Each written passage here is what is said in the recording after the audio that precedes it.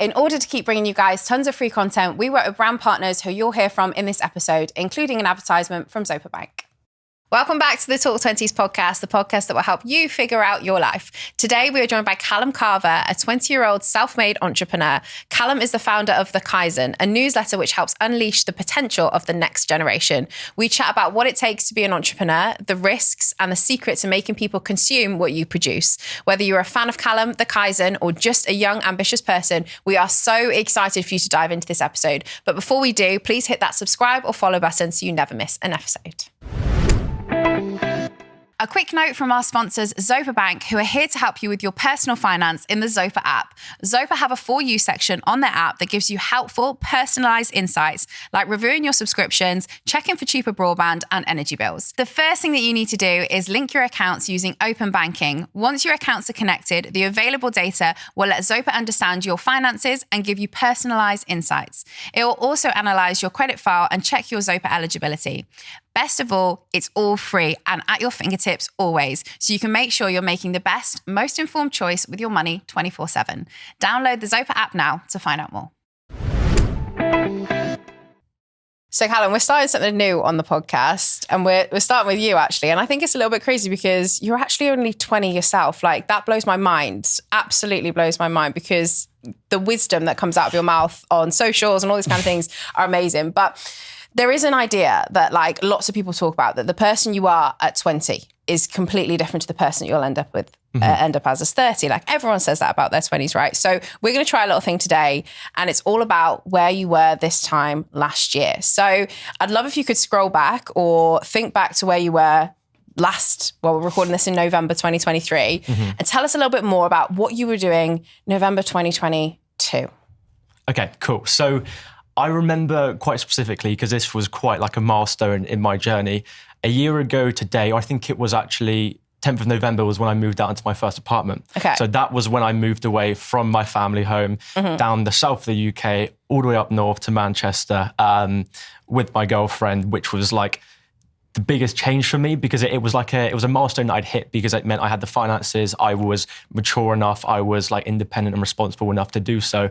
I think it was just quite a momentum for what I'd built up the previous sort of like 6-7 months, or actually a year and a half doing content, but 6 and 7 months doing the running the agency that I had. And it was almost like I was able to kind of cash out on what I did a bit. And that was a year ago today, or a year ago, a few weeks back. So yeah, I remember it quite vividly. Most people move out for the first time and go to university, but you didn't. Why not? I didn't know. So the reason I didn't go to university was because I kind of created my plan before I had to make the decision. So I remember at the end of college, I had the pressure of like, right, you've got to do something, either university or an apprenticeship or a job or something like that. And I was quite lucky because I kind of kicked my ass into gear a bit before then. And that's when I started this sort of like these online side hustles and stuff like that, which meant that by the time everyone was going to uni, I was able to kind of make my own decision. I was able to say, no, I'm not doing that, and then kind of pursued what I was doing, which I'm very thankful that I kind of did kick my ass into gear a few months prior. What prompted that, by the way? Like, you know, that whole kicking your ass into gear. What was that? What prompted it? Like, what made you want to do that? Like, doesn't happen to a lot of probably 17, 18-year-olds. Yeah, I mean, I wish I could remember the exact thing that kind of like woke me up, and I was like, oh my God, this makes so much sense. But I think it was a bit of an accumulation of different bits and bobs. I remember the first it all started with finance books, and I remember I got like a list of finance books off TikTok or something, started reading the likes of like Rich Dad Poor Dad and stuff like that. It is. And it like, that opened my eyes a little bit, and I was like, oh my gosh, it makes so much sense how there's like these different classes in the world and that kind of thing. And I think from there, it was just the idea of freedom. I wasn't interested in anything to do with university. At school, I studied topics and subjects that I only did because I was remotely interested in it and I know I could get past, which was the likes of like media and photography and stuff. So it was nothing that I was really interested in, how the psychology was. And then at that point, when people started going to university, I knew that it wasn't the path for me just because I had no interest. And I was like, I'm either going to waste 2 to 3 years of my life doing this, or you know, I kind of put myself in a position where I don't have a plan B, because at university, you kind of have that. University is almost like your safety net. You can do anything on top and you can kind of fall back into that routine of, you know, you kind of are people are still telling you what to do. You know, you have lectures to go to, you have a course to study and that kind of thing. Whereas not doing that, you don't really have anything to fall back on. It's like, right, it's all you now. It's your decision. You've got to kind of make the next step. Yeah. Exactly. And were you academic at all? Like, could academics have been an option for you? Or no, not really. No. I passed with like C's, so it was nothing crazy. I was all right at psychology, which kind of makes sense. Makes sense for what you do now. Yeah. I love psychology, but it was like media and photography. I took them because I was like, this is going to be easy. Taking photos and videos, easy. Yeah. It wasn't that. It's like you have to just like write a lot. But those were I took them because I was like, this is going to be quite a fast pass to get the grades I need to and then get out, because obviously before you finish college and do your A-level, you don't have a choice. It's something you have to do. So I kind of tried to take the easy route because I wasn't academic. There was nothing that like sparked my interest enough to like pursue a certain subject. So anyone that's tuning in now who's not heard of you or seen you on TikTok or Instagram or any social media platform, what do they need to know about Callum Carver? Okay, so the way I kind of like introduce myself is that I'm a 20-year-old. I'm like a self-made entrepreneur, I guess, that started my journey, I think it was probably about 2.5 years ago now, almost 3 years ago, creating content on TikTok. That was it. I got interested in the likes of finance and stuff like that. And I was like, I'm just going to make videos on investing. Originally, I started making content for affiliate marketing. So I was like, I'll make a bit of pocket money online. That worked a little bit and then failed. And it meant I had to pivot. Now I had like a taste for what it meant to make money online and do something for yourself. And at that point, I had to pivot to, new things, social media management and that kind of thing. So yeah, I'm an entrepreneur, makes content on social media, TikTok, the likes of YouTube and stuff like that. I've grew my agency to quite a considerable amount, started coaching on that agency, and now I'm focusing on running the Kaizen, which is like a newsletter for young aspirational entrepreneurs and stuff like that. So that's the kind of like summary of me. We're going to go a little bit more into the Kaizen later in the episode, but I really want to understand when you started doing something that was different to the norm of your friends. So like everyone else was applying to go to university and you were going, nope, I'm going to go in this direction. Yeah. I'm going to start creating content. I'm going to become an entrepreneur. I'm going to do all these different things. What did the people around you say? So it's interesting. I mean, you do have some people, I wouldn't say people didn't like support me because they did. I mean, my parents were so supportive, which I'm so thankful for. My core friends were supportive, but you have that kind of wider group of friends. And I still remember the day when my cringy TikTok video got chucked in the group chat. And then I was like rinsed and I was known as like TikTok boy and stuff like that. But I feel like that's the stage you have to go through. You have to go through that period of like, this is embarrassing. This is cringe what you're doing, because if you don't get to the other side. It's you can look at the greatest in the world who have done it, and I'm sure when they started, they were made fun of and stuff like that. And that just always stayed in the back of my mind that it's a step that I have to go for. I have to climb this mountain to get on the other side. So yeah, for the most part, everyone was quite supportive. You did have the few people that would make fun of you and stuff like that, but I was quite like mentally strong to the point where I was like, it doesn't matter. The people that support me are the people that I'm still going to have as friends 5 years down the line, 10 years down the line. So I was quite like okay with it. And I feel that's a bit of a mental barrier that a lot of people have to cross when they start creating content and stuff like that. It's like, oh God. I mean, if I look back to my old TikTok videos now, I cringe. I turn them off. I watched a video of your which had it in, and it's like showing different books and stuff like that. My first everyone video, starts somewhere. 100%. And like my first few videos, I couldn't talk to a camera. Yeah. I had like an afro because it was like just coming out of lockdown. It was awful. Like looking back at it now, I hate it, but it's good because I can kind of look back and say, that was me when I started. Look to where I am now. And I'm glad I did, obviously, because that first like creating content, put myself outside my comfort zone there is what like kind of push the snowball down the hill, which created the avalanche and stuff like that to where I am now. So yeah, I couldn't be more thankful. Have you had any of your friends now say that what you're doing is like really cool, who used to think it was super cringy? Because that's happened to me now. Now. Yeah, I won't name any names, but 100%. I feel like happens for a lot of people. First, it's cringy, it's embarrassing, you make fun of. And then when you've done something quite remarkable, it's like, you know what, I've been thinking of doing something similar to you. So I get that message and as I'm well. like, that's interesting. Yeah. That. And it's like, you'll have some kind of people that are like, they want to be entrepreneurs. They talk about being an entrepreneur and stuff like that. And that's what I had a lot as well. It's like people are like, I'm going to do this and stuff like that. Do it then. Yeah, but it's not the right time. I'm going to wait till after this. I'll wait till this. And there's a very like distinct kind of result that those people get from what they're doing. But yeah, you always have those like people that kind of turn and then turn back around. It's, that's actually really cool, which is interesting, but it's part of it. So be interested to know your perspective. What do you think makes an entrepreneur? What do I think makes an? Okay, I would say. So I did a talk in Belfast like not too long ago about like what I think makes an entrepreneur or think makes someone successful. Yeah. And the things that I kind of pointed out was, number one, having a contrarian idea. So having an idea that's like different from the masses, Okay. Something that makes you stand out, something that's just not in line with everyone else. Being right about that idea, right? But you don't actually know about that until you execute on it. So it's having the idea, executing on it, and then being right. That's like an entrepreneur. Okay. I mean, you can break it down to the attributes and be like, it's risk, it's like, it's being creative, it's,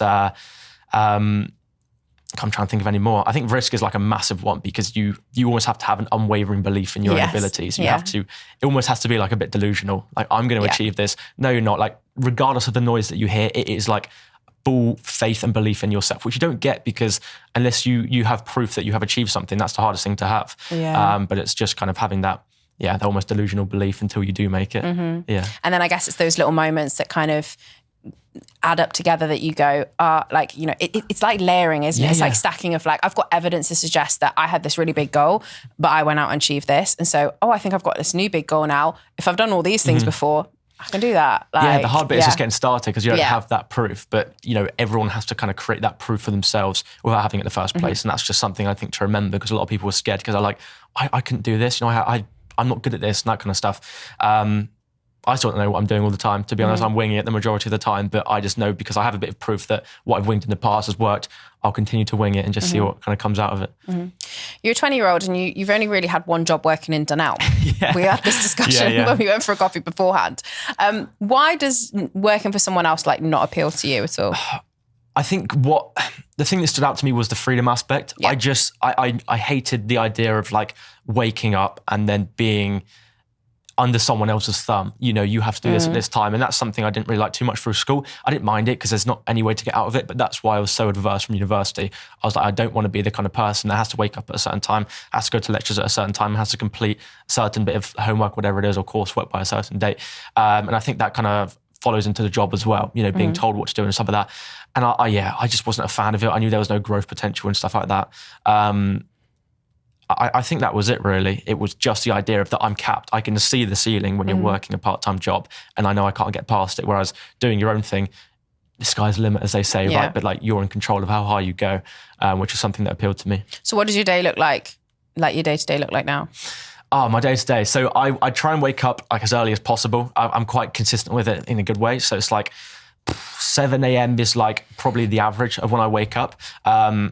And to be honest, it is like 7 a.m. and then work. Like that's, I mean, I love to work, so it's kind of what I do all day, but it splits into different things. So everyone calls in my team, or I'm scripting and stuff like that, because I'm kind of running a few different things that will complement each other.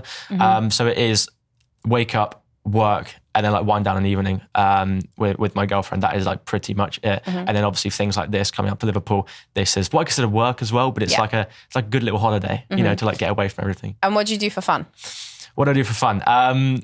Work more. No, I do MMA, which is like a combat sport. That's something that I've been doing for a while now. And it's something that I think has contributed to a lot of my discipline and control and confidence and stuff like that. That's something I love to do. And then other bits of fun and stuff like that, it is really just, God, I sound really boring now. It's like work is what I consider fun, because I'm like, I know I'm progressing to something bigger than myself. I mean, a lot of people see work and they're like, you know, forced to wake up at a certain time, forced to go into a job and stuff like that. But when you're doing it and you're in control of your own work, it's almost just like you're building a project. It's like you're playing a game kind of thing. You know, I'm building like my empire, and it's like it's a game every single day. So that's what I kind of consider fun, I guess. It sounds really sad now me saying that. But I kind of get what you're saying. And I think many people who are on similar paths to you, or I will kind of get it in that. What I find really hard now is switching off, because essentially my hobby became my job. Like I was obviously where I did more jobs than you before I kind of got started into entrepreneurship as a teacher, and then I worked in the event industry.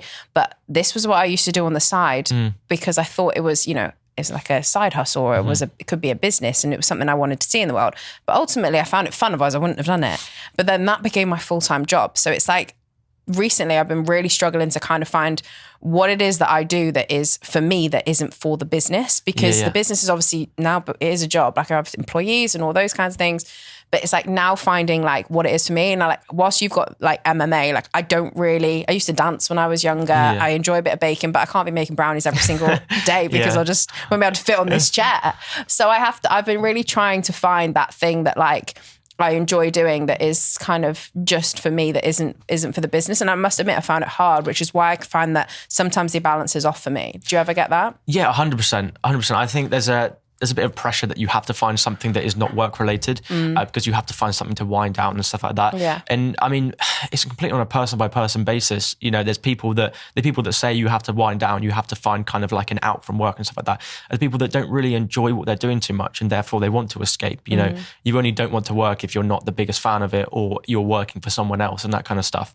When you're building your own thing, it's just like I say it's a game, like you don't turn off really. I mean, you're always switched on, whether it's first thing in the morning or last thing at night. It's the last thought before you go to sleep and the first thing that you think about when you wake up. And that's reality. But I don't think it's anything to be like ashamed of or think like you're a workaholic or anything, because it is, you are creating your future, like building block by building block. That's kind of the way I see it. Let's talk about the money side of things then, because a lot of young people tuning in will go, I want to make a lot of money when I grow up. Yeah. How do you make a lot of money? How do you make a lot of money?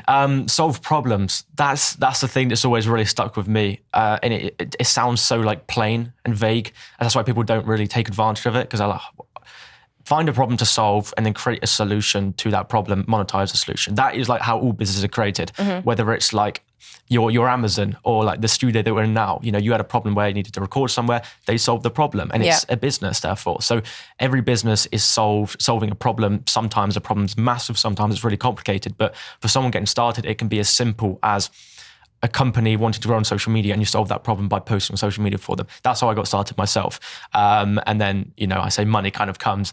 It doesn't that easily, but that's the kind of idea. As long as you are solving problems or you're focused on finding problems that you can solve, then I think everything kind of just like figures itself out. 20K months. That's what a lot of young people would want to hear. Yeah. You know, I've managed to earn £20,000 a month. Some people in their early 20s at age 20 earn that in a year. Yeah. You know, how on earth do you get to that point? Because you're only 20 yourself.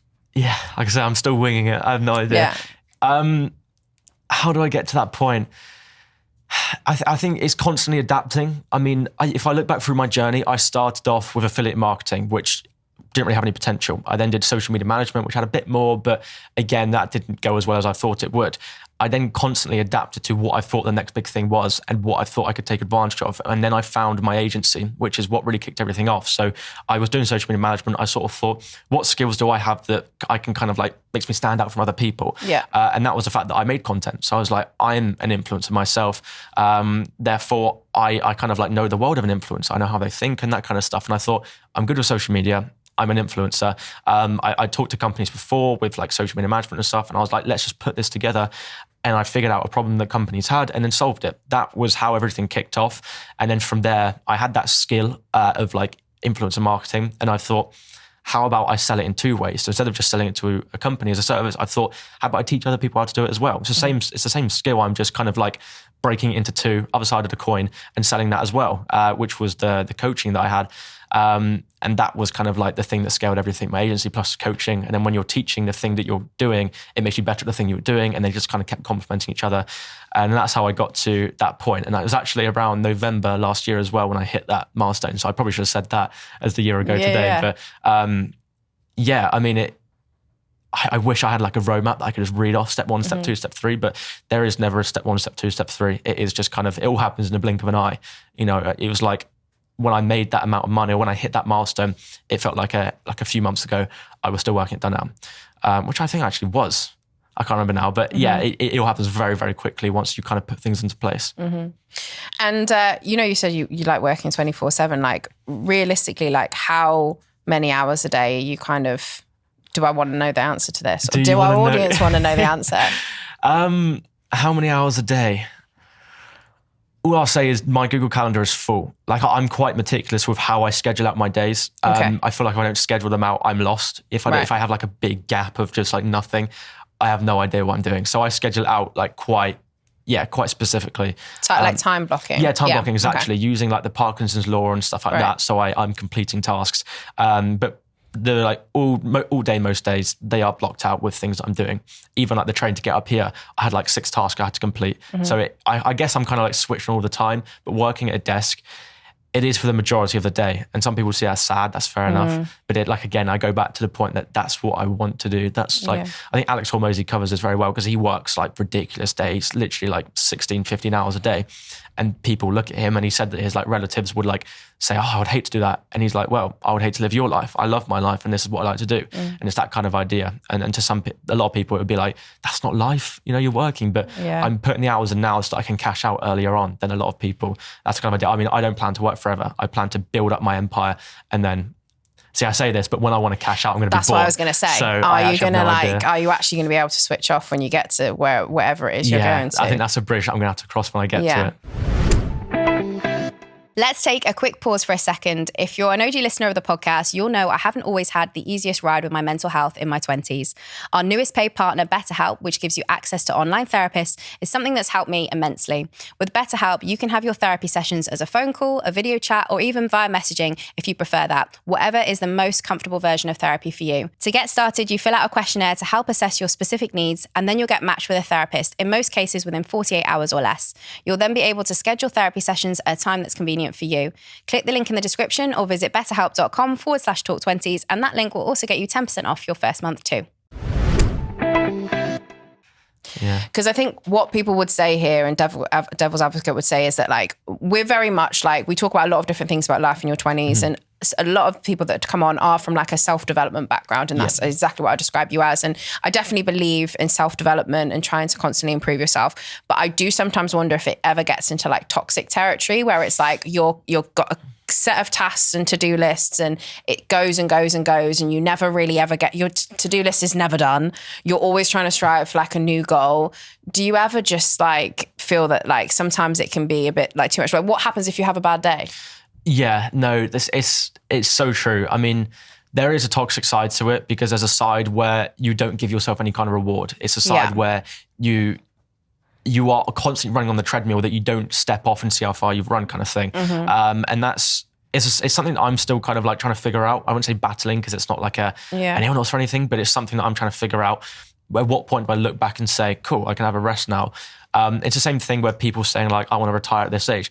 I probably don't think I'm going to retire because I like doing what I'm doing. But yeah, I wish I had a solution to it, but I haven't got to the point where it's become very serious enough where I have to look back and say, right, this is just like stressing me out mentally and it's all going wrong and stuff like that. So there is a point, I think, where you have to reward yourself for the small wins. I think that's helped me quite a lot because it also creates like a cognitive loop in your brain where if you do something, you succeed in that thing, no matter how small it is, reading a book, and then you reward yourself for it, however you may do that.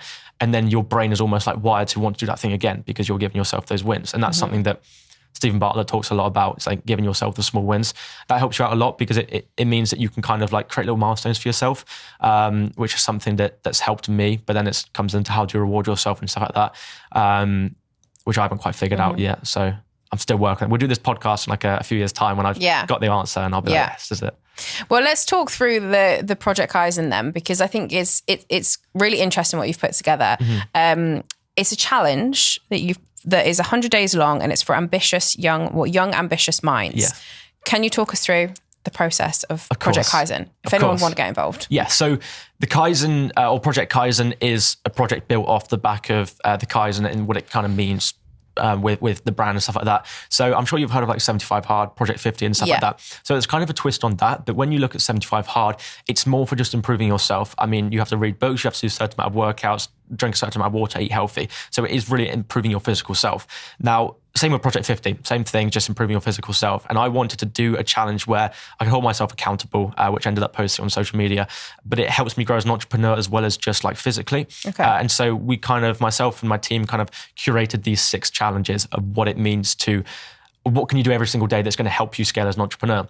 And that includes things such as improving the body, so doing some kind of workout, whether it's a walk or a run or gym, improving the mind. It could be meditating. It could be reading the Kaizen in the morning. It could be reading a book. Doing something that puts you outside your comfort zone. This could be having a cold shower, and this is kind of creating the discipline effect. Like it could be waking up early. The other thing is sticking to some kind of clean diet that you just stick to. It doesn't have to be crazy. You don't have to go keto. It's just making sure that because what you fuel your body with, of course, has a massive like knock-on effect of how you perform every single day. Another one is making one new connection a week. And that's quite important, especially as a young entrepreneur. It's building your network and stuff like that.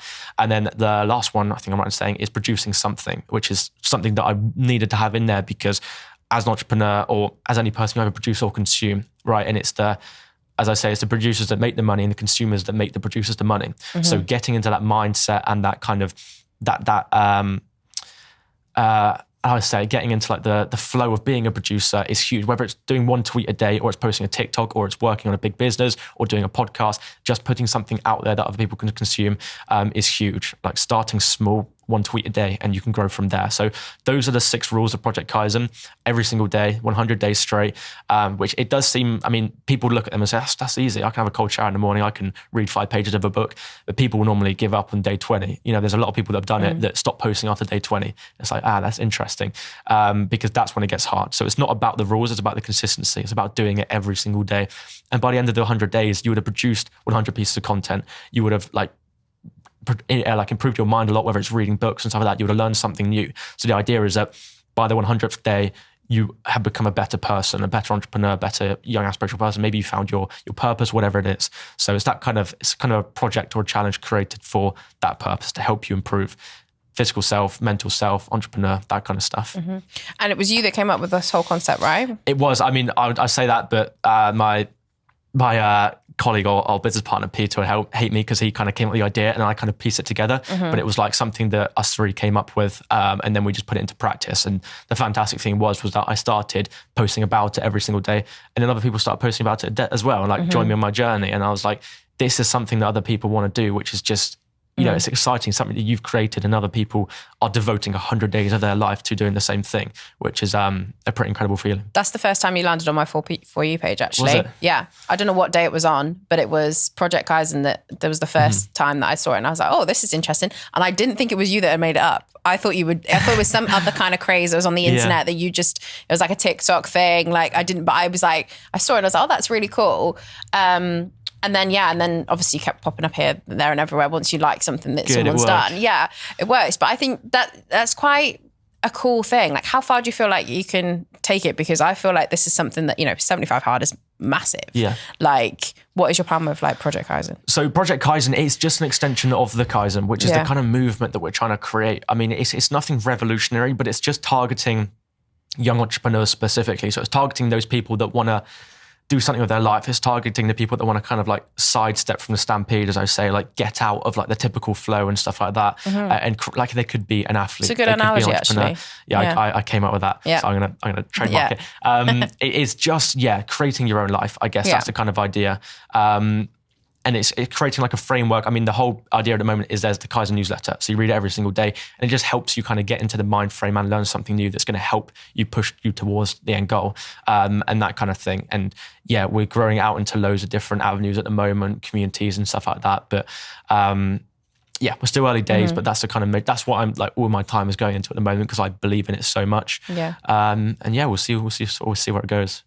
Let's put ourselves in the shoes of maybe a young listener or someone, one of your followers who does Project Kaizen, but like has a bad day. Yeah. What would you want to say to that person? Because like we all have bad days. And I think that's one thing that I want to draw back to like Talk 20 is like, the only issue I have with like something like this is that we can argue that we're trying to turn ourselves into robots. One of the things we have in our life is that we are unique, we are individuals and stuff like that. So I want to caveat this whole podcast with, we're not robots. You cannot get up and do the exact same thing every single day without having a little bit of variety in there, without actually living. Like that's kind of my view on it. But what would you say for someone who's done the challenge and has had a bad day and has maybe not managed to complete it? What would you say? Because ultimately that doesn't mean it's the end for them, that they're 100%. Not going to be able to be a young entrepreneur or anything like that. No, I completely agree. I would kind of say it's good to have bad days because it means you've had good days. It's the contrast to if everything's going well. If you are like clearly having a bad day, it means that stuff has gone well in the past. And I just think it's a bit of like a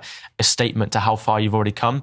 And something that's just quite easy to do is just zoom out the graph a bit. It may seem up, down, up, down, up, down, but when you zoom out the graph and you slowly go up a little bit more each time, you're improving. And it's all about the long game. You can't move mountains in one day.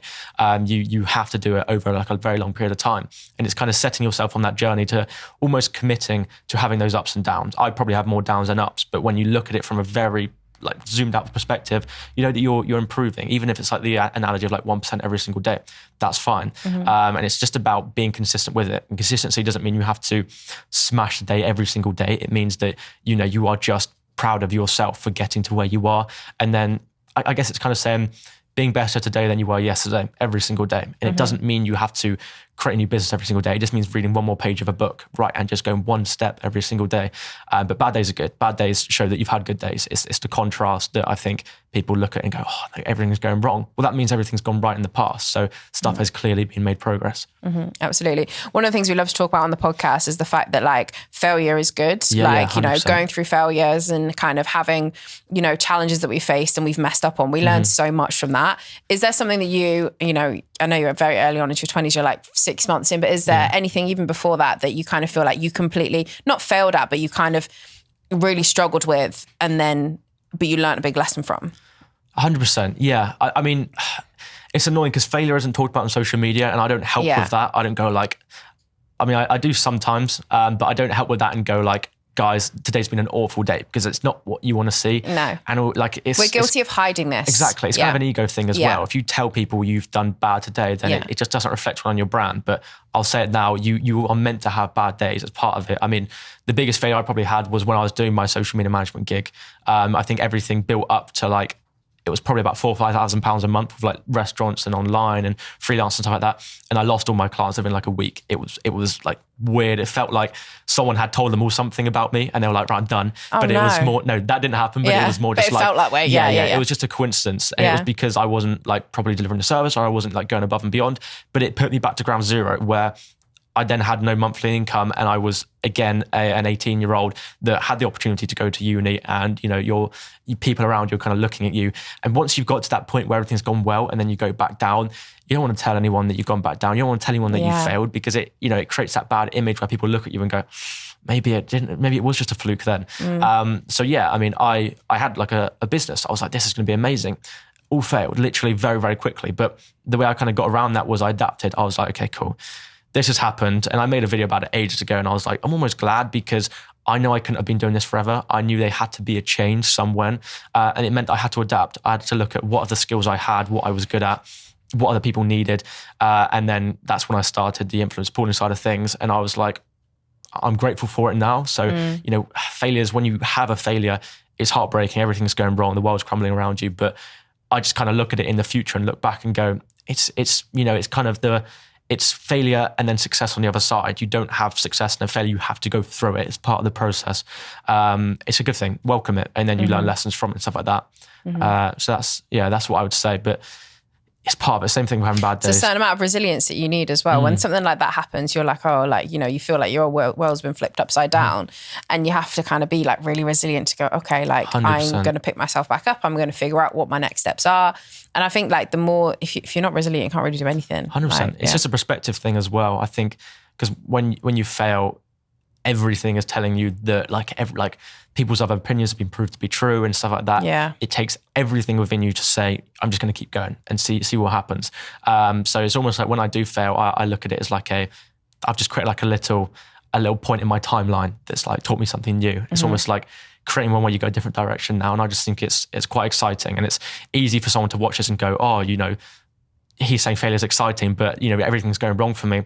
That's fine. You have to kind of hit that rock bottom sometimes to go back up. So yeah, part of the process. That's all I can say. It's horrible to hear because people don't want to hear that.